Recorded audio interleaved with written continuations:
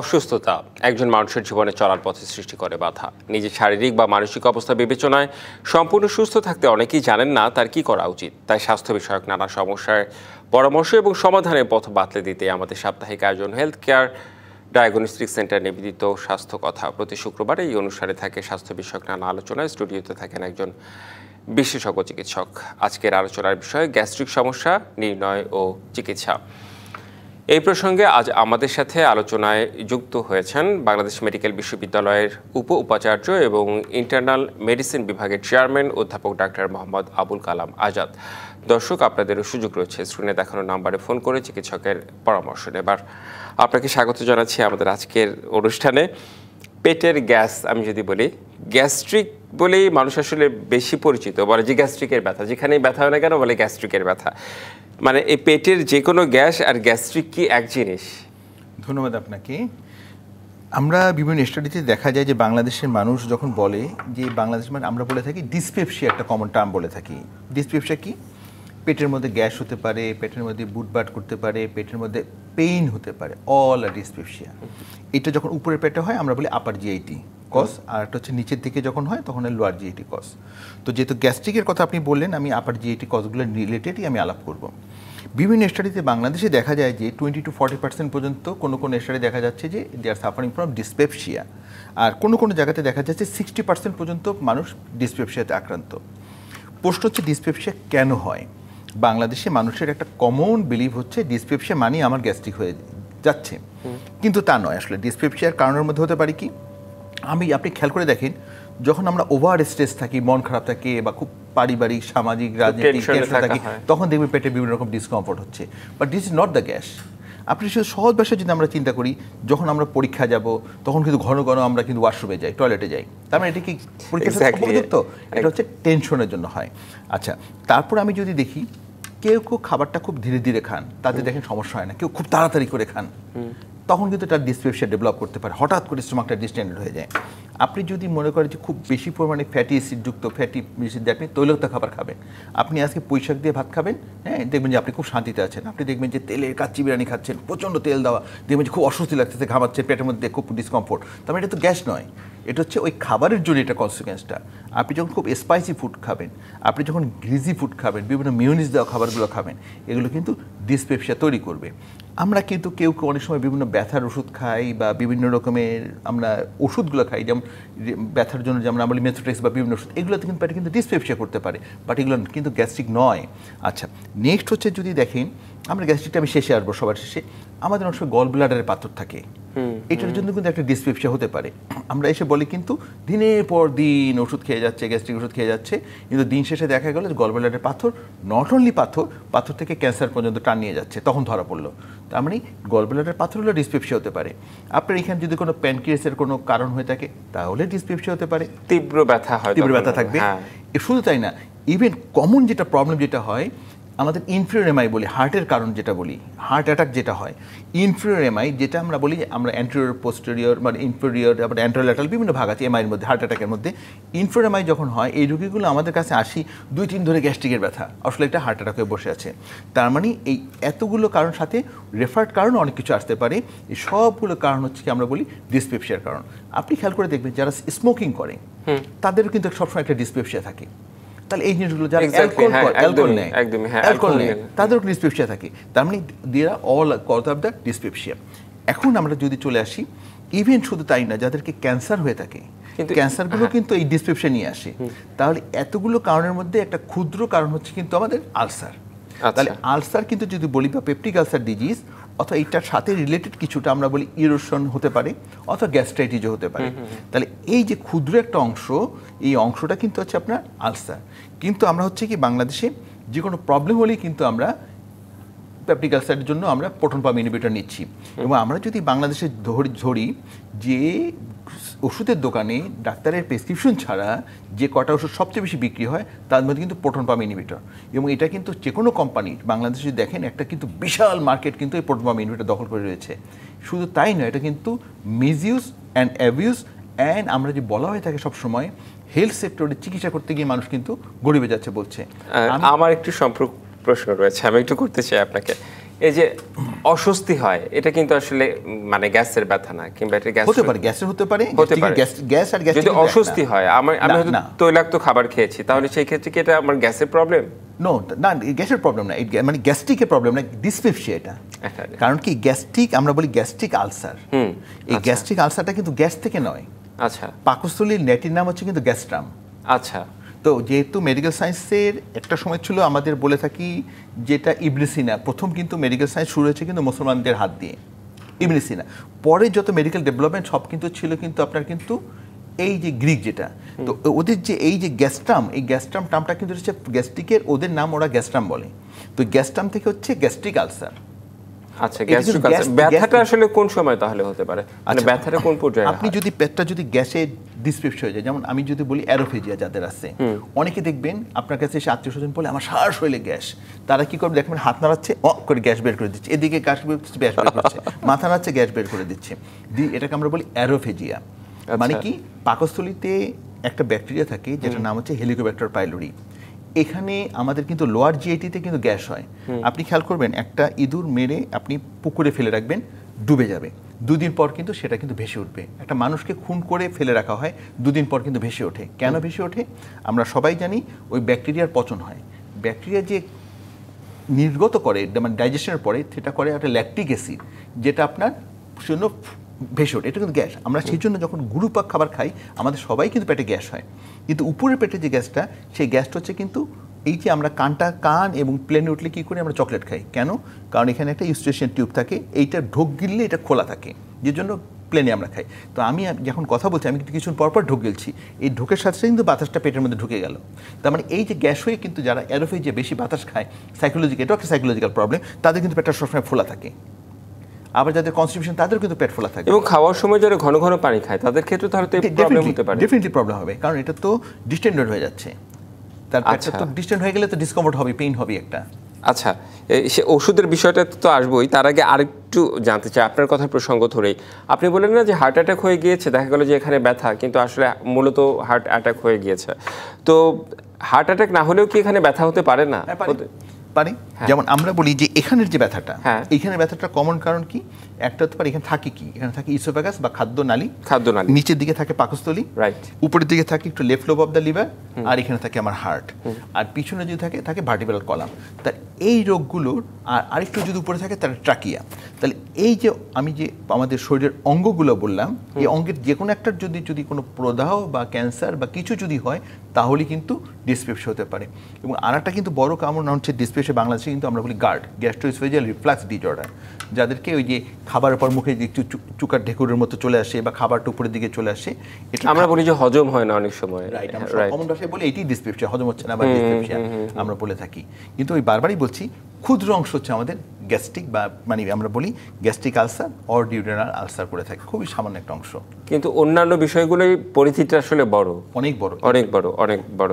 আচ্ছা, আমরা এই যে একটু পেটে ব্যথা হলেই, একটু অস্বস্তি হলেই যে আমরা দোকান থেকে যে কোনো একটা গ্যাসের ওষুধ এনে খাই এবং বিভিন্ন পাওয়ারের গ্যাসের ওষুধ, এটা কি ঠিক? মানে এটা আসলে অনেকেই অভ্যস্ত হয়ে গিয়েছে। আচ্ছা, এখন হচ্ছে যে একদিন দুদিন আমি খেতেই পারি, কোনো সাইড এফেক্ট কিন্তু নাই। প্রথম হচ্ছে যে আমি বললাম এই কজগুলোকে আইডেন্টিফাই করা দরকার। প্রথম হচ্ছে একটা, আপনি যখন ওষুধটা নিলেন আপনি কিন্তু কজটা আইডেন্টিফাই করতে পারলেন না। আমি বললাম একটা হার্ট অ্যাটাকের মতো কঠিন কারণ আমি বললাম, ক্যান্সারের মতো আমি একটা কঠিন কারণ বললাম, আমি গল ব্লাডারের পাথরের কথা কিন্তু আমি বললাম। তাহলে এই যে জিনিসগুলো তাহলে কিন্তু হয়ে যেতে পারে। ইভেন আমি একটা কিন্তু বললাম রিফ্লাক্স ডিসঅর্ডারের কথা বললাম। রিফ্লাক্স যখন অনেক দিন হতে থাকে তখন নিচের অংশ একটা চেঞ্জ হয়ে যায় খাদ্যনালী, যেটাকে বলি ব্যারেটস ইসোফেগাস, এটাও একটা প্রিমেলিগন্যান্ট কন্ডিশন, এখান থেকেও ক্যান্সার হতে পারে। তো এই জিনিসগুলো যদি আমি ইভালুয়েট না করে ওষুধ খাই, এটা আমার কাছে মনে হয় বুদ্ধিমানের কিছু নয়। শুধু তাই নয়, আমার দরকার নেই আমি ওষুধ খাচ্ছি, খেয়ে কমফোর্ট ফিল করি, ভালো লাগছে, কিন্তু আমি খেয়ে যাচ্ছি। এই গ্যাস্ট্রিক ওষুধগুলো কী সমস্যা হচ্ছে আপনার? প্রথম হচ্ছে ফাইন্যান্সিয়াল লস, দরকার নেই আমার, কিন্তু আমি ওষুধগুলো খেয়ে যাচ্ছি, টাকাটা লস, এই টাকা দিয়ে আমি অন্য কিছু করতে পারতাম, নাম্বার ওয়ান।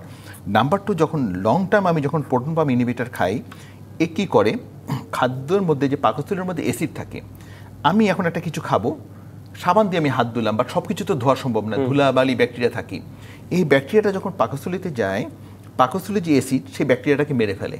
আচ্ছা, শুধু তাই নয়, অ্যাসিডটাকে খাবারটাকে হজম করতে সাহায্য করে। আমি কি করলাম, অ্যাসিডটাকে টোটালি জিরো করে দিলাম। জিরো করে দেওয়ার পরে কি হচ্ছে, আমার এই ব্যাকটেরিয়াটা কিন্তু আমি কিন্তু এক্সপোজড হয়ে গেল, আমি কিন্তু তাকে মারতে পারলাম না। কি হয় এই গ্রুপগুলো, তাহলেই দেখা যাচ্ছে এই রোগীগুলো ক্লোস্ট্রিডিয়াম ডিফথিলিটা অর্গানিজমটা বেড়ে যাচ্ছে, এই রোগীগুলো টাইফয়েডের সম্ভাবনা বেড়ে যাচ্ছে, এই রোগীগুলো টিবির সম্ভাবনা বেড়ে যাচ্ছে। নট অনলি দিস, আমার নিউমোনিয়া থেকে শুরু করে বিভিন্ন রোগের সম্ভাবনা বেড়ে যাচ্ছে। আমি যখন অ্যাসিডটাকে মেরে ফেললাম, আমরা যদি বলি এই অ্যাসিডটা দরকার কিছু জিনিস আমাদের বডিতে নিউট্রিয়েন্ট হজম করার জন্য দরকার, যেমন আয়রনটা হজম করতে গেলে, অ্যাবজর্পশন করতে গেলে যদি বলি অ্যাসিডের দরকার আছে। ভিটামিন B12 অনেক নিচে গিয়ে যদি অ্যাবজর্পশন হয়, কিন্তু এখানে একটা পাথওয়ে আছে, একটা মেডিকেল টার্ম দরকার নাই, আমরা একটা প্রোটিন থেকে সেপারেট হওয়ার জন্য দরকার, সেখানে আমাদের দরকার। তাহলে ভিটামিন B12 যদি না থাকে, আমার কী হবে, রক্তশূন্যতা হবে, আমার ব্রেন অকার্যকরী হয়ে যাবে, পা অবশ্য হয়ে যাবে, আমি হাঁটাচলা করতে পারবো না। আয়রন যখন কমে যাবে, আমি রক্তশূন্যতা দেখা দেবে এবং বিভিন্ন রকমের কগনিটিভ ফাংশন থেকে শুরু করে সব কিছু আমার ইম্পেয়ার্ড হয়ে যাবে। এই যে ম্যাগনেসিয়াম আমরা বলি, ক্যালসিয়াম আমরা বলি, দুইটা নিউট্রিয়েন্ট, মাইক্রোনিউট্রিয়েন্ট অ্যাবজর্পশনের জন্য দরকার। ম্যাগনেসিয়াম রেসপিরেটরি ট্র্যাক্ট, হার্ট সব জায়গায় কাজ করে, ইভেন নিউরোলজিক্যাল কাজও কাজ করে। আচ্ছা, এটা কি আমরা ওষুধ খেলেই এই অ্যাসিডটা কি জিরো হয়ে যাচ্ছে, বিষয়টা কি এরকম? রাইট, আমরা যে প্রোটন পাম্প ইনহিবিটর যেটা খাই, যেটা আমরা ওমিপ্রাজল, এসমোপ্রাজল, ল্যান্সোপ্রাজল, ভোনোপ্রাজল যেগুলো খাচ্ছি আমরা, ল্যাবিপ্রাজল, ডেসমোপ্রাজল, যাই বলি না কেন, ডেসল্যান্সোপ্রাজল, অল কিন্তু এগুলো অ্যাক্লোরহাইড্রেট করে দেয়, একেবারে জিরো করে দেয়, প্রায় একদম জিরো করে দেয়। শুধু তাই না, সে কারণে এই সমস্যাগুলো আসলে হয়। আমার আরো অনেক প্রশ্ন রয়েছে, আলোচনা করতে চাই, একটি বিরতিতে আমাদের যেতে হবে। বিরতি নিচ্ছি ডিবিসি নিউজের সাপ্তাহিক আয়োজন হেলথ কেয়ার ডায়াগনস্টিক সেন্টার নিবেদিত স্বাস্থ্য কথায়, সঙ্গেই থাকুন। আবারও স্বাগত ডিবিসি নিউজের সাপ্তাহিক আয়োজন হেলথ কেয়ার ডায়াগনস্টিক সেন্টার নিবেদিত স্বাস্থ্য কথায়। আজ আলোচনা করছি গ্যাস্ট্রিক সমস্যা নির্ণয় ও চিকিৎসা এই প্রসঙ্গে।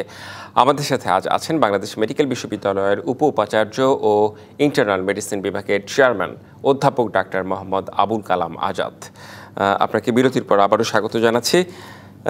নানা দিক নিয়ে আসলে আলোচনা করছিলাম, অনেক কিছু জানাও হচ্ছিল। আমার একটু ডায়াগনোসিস নিয়ে কথা বলতে চাই, যে এই যে আমরা বলছি গ্যাসের ব্যথা, কখনো ব্যথা হচ্ছে, কখনো অস্বস্তি হচ্ছে, কখনো ওষুধ খাচ্ছি, অ্যাসিডকে জিরো করে দিচ্ছে ওষুধ, নানা বিষয় নিয়ে কথা বলছিলেন।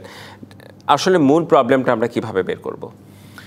আচ্ছা, এখন ডায়াগনোসিস করার জন্য আমরা বলি যে একমাত্র আসলে যদি মনে করি যে হ্যাঁ আমি এটা গ্যাস্ট্রিক আলসার অথবা আমার ডিউরেনাল আলসার, সেক্ষেত্রে মেইন পরীক্ষা হচ্ছে একটা হচ্ছে এন্ডোস্কোপির বিকল্প কোনো আর পরীক্ষা নেই। আচ্ছা, এছাড়া আমরা সিমটোমেটিক চিকিৎসা করে থাকি অনেক সময়, মেজরিটি ক্ষেত্রে, যেহেতু এন্ডোস্কোপি অনেকে করতে চান না। তো সেক্ষেত্রে বিশেষ করে যখন আমরা দেখে থাকি যে হ্যাঁ there is red flag sign, তখন এন্ডোস্কোপিটা মাস্ট করতেই হবে আপনাকে। What is red flag sign? যদি দেখি যে হ্যাঁ একটা লোক ওয়েট লস হয়ে যাচ্ছে, অথবা যদি মনে করি যে একটু রক্তশূন্যতা আছে, অথবা আপনার হাতে একটু চাকা চাকা লাগছে, অথবা যদি এখানে লিম্ফ নোড আছে, আমাকে এন্ডোস্কোপি করতেই হবে, কারণ এটা মেলিগনেন্সি এক্সক্লুড করতেই হবে। এছাড়াও এন্ডোস্কোপিটা আইডিয়ালি যদি বলি করে নেওয়া উচিত, কারণ আফটার 40 চান্স একটু থেকেই যাচ্ছে।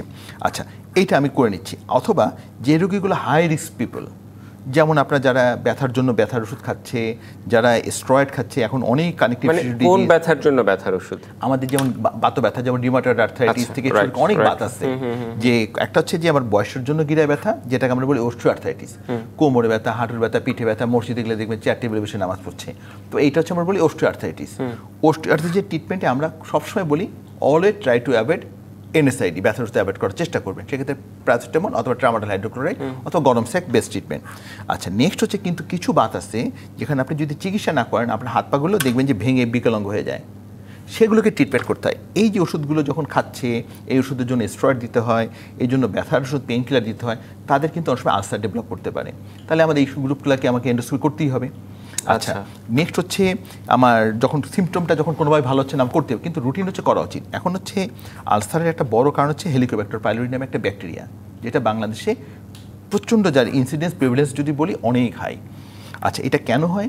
আমরা ছোট সময় দেখবেন যে জন্ম হওয়ার পর থেকেই যে বাবা মা একটু খেয়ে আমার সন্তানের মুখে দিয়ে দেয়, যদিও এটা আনহাইজেনিক, আমাদের লালার মধ্যে কিন্তু হেলিকোব্যাক্টার পাইলোরিটা থাকে। তো এটা যদি থাকে তাহলে কিন্তু ছোট সময় কিন্তু এটা সন্তানের মধ্যে কিন্তু এটা আমি বলবো ট্রান্সমিট হয়ে গেল, মানে ট্রান্সমিট হয়ে গেল। এখন এই হেলিকোব্যাক্টার পাইলোরিটা আমার শরীরে এই মুহূর্তে আছে কি নাই সেটা পরীক্ষা করার জন্য যদি আমরা টেস্ট বলি, তখন করতে হয় একটা নন ইনভেসিভ টেস্ট আছে, ইনভেসিভ টেস্ট আছে। নন ইনভেসিভ টেস্ট যদি আমি বলি, ইউরিয়া ব্রেথ টেস্ট আমরা বলি। ওখানে আপনার ইউরিয়ার একটা ক্যাপসুল আপনার কার্বন ট্যাগ করা থাকে, রেডি, ওটাকে খাওয়াই দেওয়া হয়। খাওয়াই দেওয়ার পরে যদি হেলিকোব্যাক্টার, আমি বললাম যে পাকস্থলীর মধ্যে কোনো ব্যাকটেরিয়া বাঁচতে পারে না, অ্যাসিডের জন্য সব মরে যায়, পাকস্থলী কিন্তু সেফ, আমাদের বডিটাকে সেভ করে দিচ্ছে। পাকস্থলী যাই খাচ্ছি সব ব্যাকটেরিয়াকে কিল করে দিচ্ছে, এক্সেপ্ট কে কাকে মারতে পারে না? Helicobacter pylori. হেলিকোব্যাক্টার পাইলোরি কী করে?